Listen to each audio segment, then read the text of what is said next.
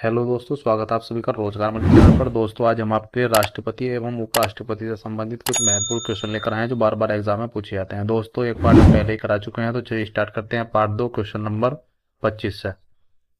आपका question number 25 है, किसकी पूर्व अनुमति से लोकसभा में वित्त विधेयक को पेश किया जा सकता है? राष्ट्रपति, प्रधानमंत्री, अध्यक्ष या मंत्रिमंडल?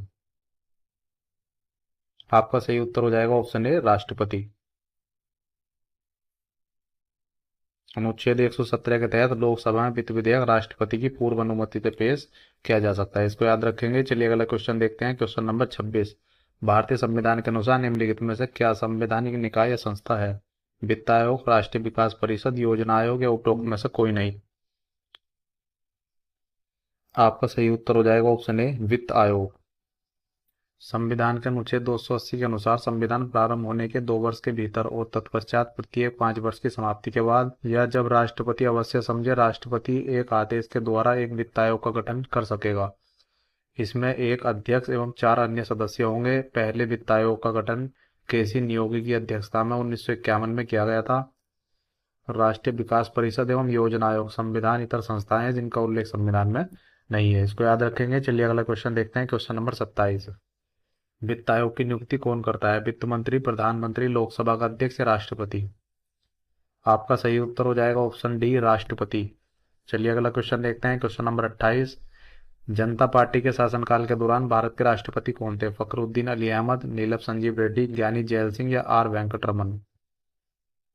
आपका सही उत्तर हो जाएगा ऑप्शन बी, नीलम संजीव रेड्डी।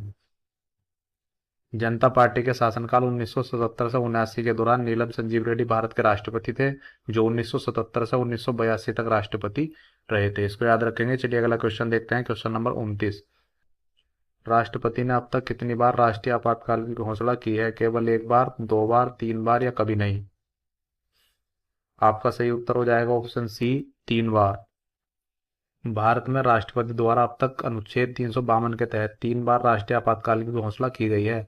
1962 में भारत चीन युद्ध के समय, 1971 में भारत पाकिस्तान युद्ध के समय तथा 1975 में आंतरिक अशांति के आधार पर, इसको याद रखेंगे। चलिए अगला क्वेश्चन देखते हैं, क्वेश्चन नंबर 30।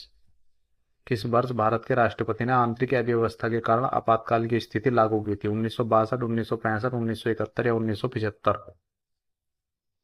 आपका सही उत्तर हो जाएगा ऑप्शन डी, 1975। चलिए अगला क्वेश्चन देखते हैं, क्वेश्चन नंबर 31। निम्न में से भारत के वह राष्ट्रपति कौन थे जो 2 बार राष्ट्रपति के पद पर रहे थे? एस राधाकृष्णन, के आर नारायण, नीलम संजीव रेड्डी, बाबू राजेंद्र प्रसाद? तो आपका सही उत्तर हो जाएगा ऑप्शन डी, बाबू राजेंद्र प्रसाद या डॉक्टर राजेंद्र प्रसाद। भारत के प्रथम राष्ट्रपति डॉक्टर राजेंद्र प्रसाद 26 जनवरी 1950 से 23 मई 1962 तक 3 कार्यकालों में राष्ट्रपति के पद पर रहे थे, जिनमें से प्रथम बार तो संविधान सभा के अध्यक्ष होने के नाते राष्ट्रपति नियुक्त हुए तथा इसके पश्चात 1952 एवं 1957 में राष्ट्रपति चुनावों में राष्ट्रपति पद के लिए निर्वाचित हुए थे, इसको याद रखेंगे। चलिए अगला क्वेश्चन देखते हैं, क्वेश्चन नंबर 32। भारत में सेनाओं के सर्वोच्च सेनापति में कौन संदर्भित होता है? सेना का जनरल, रक्षा मंत्री, राष्ट्रपति या फील्ड मार्शल? आपका सही उत्तर हो जाएगा ऑप्शन सी, राष्ट्रपति। संविधान का अनुच्छेद 53(2) के अनुसार भारत संघ के रक्षा बलों को सर्वोच्च समादेश राष्ट्रपति में निहित होता है, अर्थात राष्ट्रपति ही तीनों सेनाओं का प्रमुख होता है, इसको याद रखेंगे। चलिए अगला क्वेश्चन देखते हैं, क्वेश्चन नंबर 33। देश के सशस्त्र सेनाओं का सर्वोच्च कमांडर इन चीफ कौन होता है? रक्षा मंत्री, प्रधानमंत्री, तीनों सेनाओं में से वरिष्ठतम चीफ या राष्ट्रपति?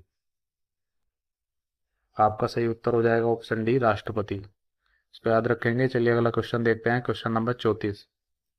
निम्नलिखित में से वे व्यक्ति कौन है जो अनुच्छेद 143 के अधीन किसी मामले को सलाहकारी राय के लिए भारत के उच्चतम न्यायालय को भेज सकते हैं? भारत के राष्ट्रपति, राज्यपाल, उपराज्यपाल या राष्ट्रपति तथा राज्यपाल? आपका सही उत्तर हो जाएगा ऑप्शन ए, भारत के राष्ट्रपति। संविधान का अनुच्छेद 143 के अधीन भारत के राष्ट्रपति विधि या तथ्य के सार्वजनिक महत्व का प्रश्न उपस्थित होने पर संविधिक मामले की सलाहकारी राय के लिए भारत के उच्चतम न्यायालय को भेज सकते हैं, परंतु न्यायालय ऐसी सलाह देने के लिए तथा राष्ट्रपति द्वारा दी गई सलाह मानने के लिए बाध्य नहीं होगा, इसको याद रखेंगे। चलिए अगला क्वेश्चन देखते हैं, क्वेश्चन नंबर 35। राष्ट्रपति और उपराष्ट्रपति से संबंधित चुनाव विवादों का समझौता कराने का अधिकार उच्चतम न्यायालय को है।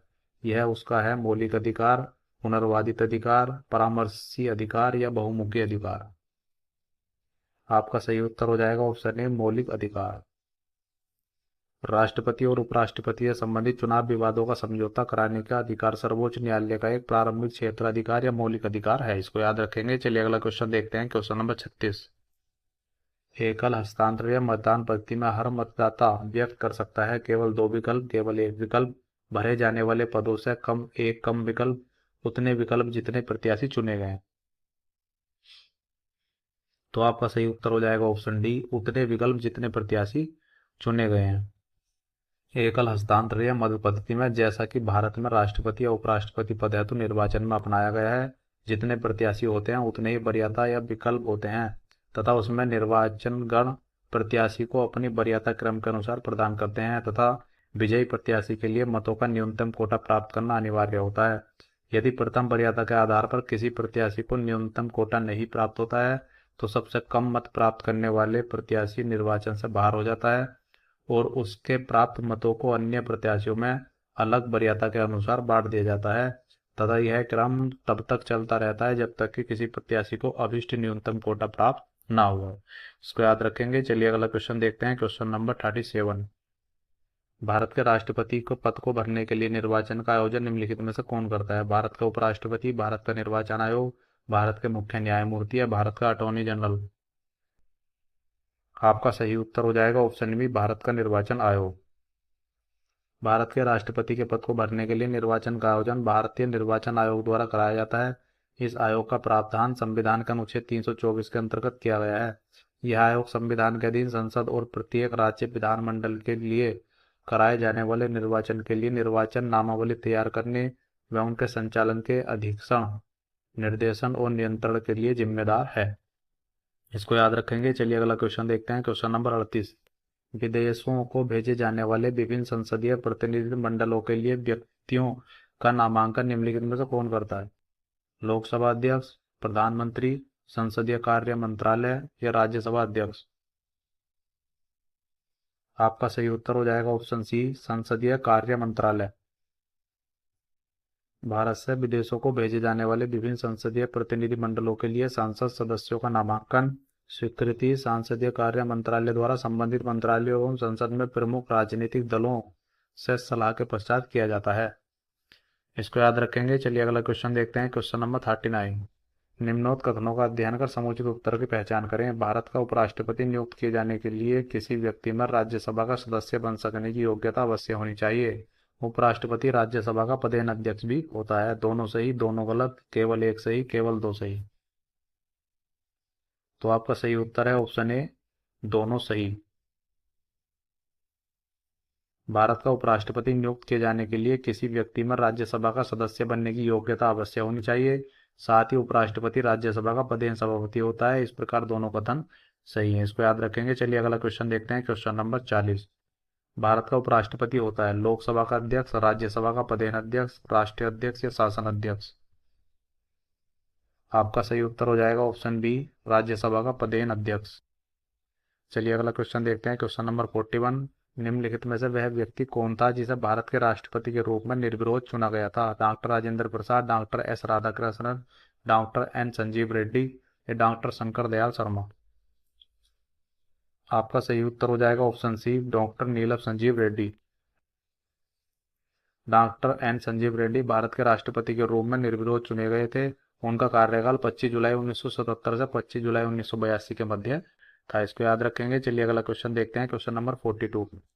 भारत के उस राष्ट्रपति का नाम बताएं जो निर्विरोध चुना गया था। तो सेम रिपीट क्वेश्चन है। आपका सही उत्तर हो जाएगा ऑप्शन बी, नीलम संजीव रेड्डी। चलिए अगला क्वेश्चन देखते हैं। Question number 43। भारत के निम्नलिखित पदासीन उपराष्ट्रपतियों में से किसने राष्ट्रपति के पद के लिए चुनाव लड़ा और हार गए? एस राधाकृष्णन, बीवी गिरी, भैरव सिंह शेखावत, बी और सी दोनों? आपका सही उत्तर हो जाएगा ऑप्शन सी, भैरव सिंह शेखावत। उपराष्ट्रपति भैरव सिंह शेखावत 13वें राष्ट्रपति पद के चुनाव में जुलाई 2007 में प्रतिभा देवी सिंह पाटिल से पराजित हुए हैं। इसको याद रखेंगे। चलिए अगला क्वेश्चन देखते हैं। Question number 44। भारत का पहला राजनीतिज्ञ राष्ट्रपति कौन था? Doctor Rajendra Prasad, APJ Abdul Kalam, doctor S Radhakrishnan, doctor Rajendra Prasad? आपका सही उत्तर हो जाएगा option B, doctor APJ Abdul Kalam. Bharat के पहले राजनीतिज्ञ राष्ट्रपति डॉक्टर एपीजे अब्दुल कलाम थे। उनका कार्यकाल 25 जुलाई 2002 से 25 जुलाई 2007 तक रहा। वे फलतः परमाणु वैज्ञानिक थे और उन्होंने विजन 2020 तथा पूरा योजना के माध्यम से राष्ट्रीय विकास हेतु सरकार को प्रेरित किया। उन्हें आम जन का राष्ट्रपति या प्यूपिल ऑफ प्रेसिडेंट भी कहा जाता है। इसको याद रखेंगे। चलिए अगला क्वेश्चन देखते हैं। Question number 45। राष्ट्रपति संविधान के किस अनुच्छेद के अंतर्गत राष्ट्रीय आपात स्थिति घोषित कर सकता है? अनुच्छेद 352, अनुच्छेद 360, अनुच्छेद 356, अनुच्छेद 361। आपका सही उत्तर हो जाएगा ऑप्शन है अनुच्छेद 352। राष्ट्रपति संविधान के अनुच्छेद 352 के अंतर्गत राष्ट्रीय आपात स्थिति घोषित कर सकता है। 44वें संविधान संशोधन के अनुसार सशस्त्र विद्रोह या बाह्य आक्रमण की स्थिति में ही राष्ट्रीय आपात उद्घोषित किया जाएगा। अब तक भारत में 3 बार अक्टूबर 1962, दिसंबर 1971, जून 1975 में राष्ट्रीय आपात लागू किया गया है। इसको याद रखेंगे। चलिए अगला क्वेश्चन देखते हैं। Question number 46।